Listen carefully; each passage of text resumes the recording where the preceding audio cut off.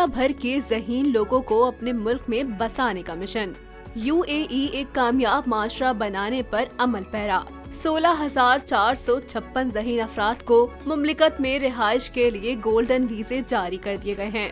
गैर मुल्की मीडिया के मुताबिक गोल्डन वीज़े तालीम के शोबे में नुमाया कारकर्दगी दिखाने वाले अफराद को दिए गए हैं जो 10 साल तक मुत्तहदा अरब अमारात में कयाम का रिहायशी इजाजतनामा है। गोल्डन वीजा हासिल करने वाले खुश नसीबों में 10,710 हाई स्कूल के तलबा भी शामिल हैं, जिन्होंने इम्तिहानात में 95% या उससे जायद नंबर हासिल किए हैं। यूनिवर्सिटी के ग्रेजुएट्स को भी गोल्डन वीजा दिया गया है, जिनकी तादाद 5,246 है, जबकि 337 तालीमी माहिरीन भी इन खुश नसीबों में शामिल हैं। मुत्तहदा अरब अमारात हुक्काम के मुताबिक आलमी सतह पर तस्लीम शुदा यूनिवर्सिटीज के 147 ग्रेजुएट्स और 16 नुमाया साइंसदान भी गोल्डन वीजा हासिल करने वालों में शामिल हैं।